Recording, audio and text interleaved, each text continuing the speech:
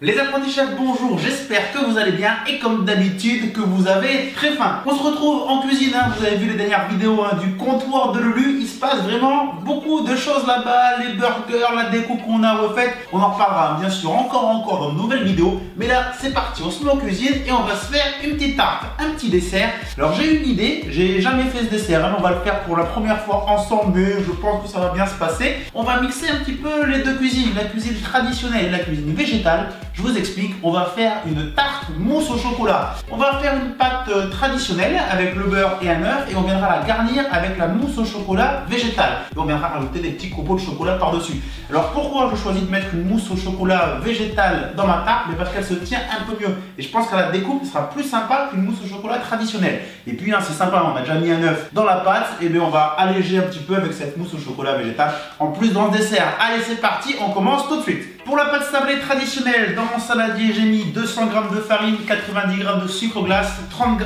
de poudre d'amande. J'ajoute 100 g de beurre coupé en morceaux.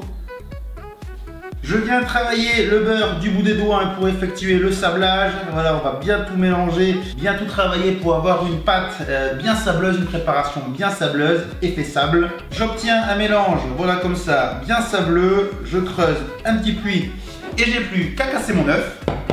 Et voilà, c'est parti, il ne me reste plus qu'à tout mélanger. Voilà, on va bien incorporer toute la préparation pour former ma pâte sablée. Ma pâte sablée est prête, alors on peut l'utiliser dès maintenant, mais le mieux c'est quand même de la mettre au frais pour qu'elle se raffermisse, elle est plus facile à travailler ensuite et au niveau de la cuisson, c'est également un petit peu mieux. Donc allez, je la mets dans un film plastique. L'idéal c'est de la mettre 2 heures au frais, mais là j'ai pas forcément trop de temps, je vais la mettre un quart d'heure, 20 minutes au congélateur et ça sera très bien. J'ai récupéré ma pâte sablée au frais, voilà, bon c'est pas mal, j'aurais pu la laisser encore un peu plus, mais c'est pas mal. J'ai fariné mon plan de travail, allez au rouleau à pâtisserie, je vais l'étaler, bien ferme, ça va le faire, c'est pas mal. Avec l'aide du rouleau, j'enroule ma pâte et je viens la dérouler sur mon cercle. Je viens maintenant bien foncer la pâte pour bien la coller au cercle. Avec l'aide du rouleau, je coupe les bords, hop, et voilà. Bien sûr, zéro gâchis, ça, ce qui vous reste, vous pouvez faire des petits biscuits sablés par exemple, ou le garder pour faire des biscuits émiettés, pour faire des verrines, enfin voilà, on fait un petit peu ce qu'on veut. À l'aide d'une fourchette, je viens faire des petits trous pour éviter que ça gonfle. Si vous avez des poids de cuisson, c'est bien aussi.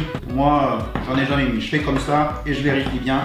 Allez, c'est parti, j'ai préchauffé le four à environ 170 degrés. C'est parti pour à peu près 20 minutes de cuisson, ça dépend des fours. Mais comme dirait Cyril Lignac, jusqu'à une belle coloration. Allez, c'est parti. J'ai récupéré la pâte au four, ça y est, elle est bien cuite. Environ 20-25 minutes, jusqu'à une belle petite coloration. Je la laisse refroidir, je vais juste venir râper un petit peu les bords.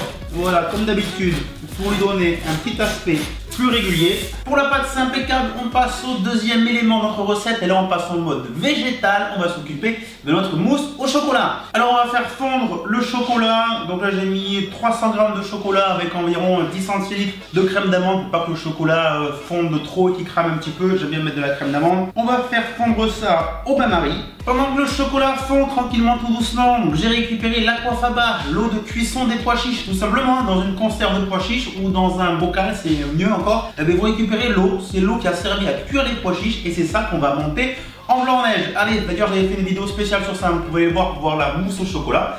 Là donc on fait pareil, 200 g d'aquafaba, on va les monter.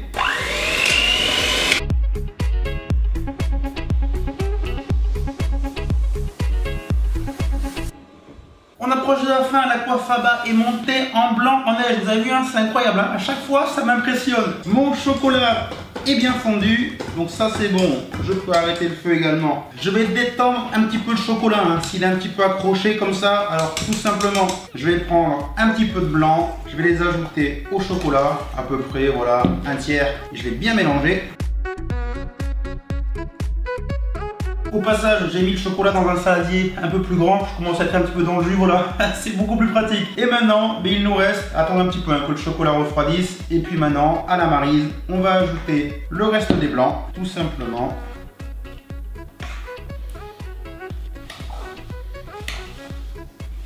Allez, il me reste à verser ma mousse au chocolat végétal dans le fond de ma tarte. Alors je pense que j'en ai fait un petit peu trop. Donc bien sûr, je vais faire des petites verrines au chocolat en plus. Voilà, donc on va bien la remplir.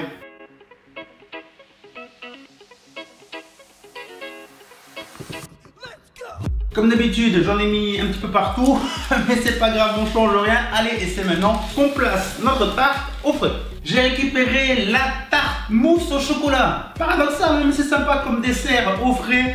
La mousse, ça y est, a bien pris. Vous voyez, ça y est, elle est bien fixée. C'est impeccable. Alors on pourrait laisser comme ça, mais il y a des petites bulles qui se sont faites. C'est pas top. Alors tout simplement, comme j'avais prévu, vous venir râper du chocolat noir dessus pour la recouvrir.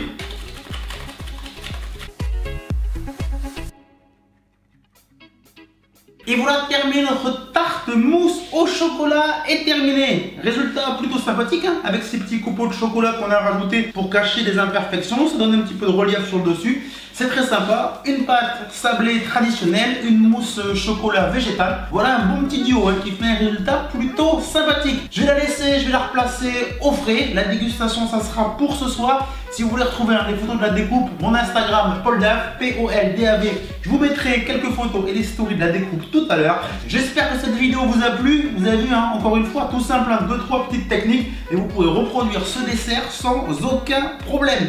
N'oubliez pas, abonnez-vous à la chaîne YouTube hein, si ce n'est pas déjà fait. Juste un petit clic, on n'hésite pas, on s'abonne et tout le monde, hein, les potes, la famille, tout le monde. Vous retrouvez toutes les vidéos sur www.lesapprentisschefs.com et comme d'habitude, on a rendez-vous très vite avec de nouvelles aventures. Ciao tout le monde, bye bye.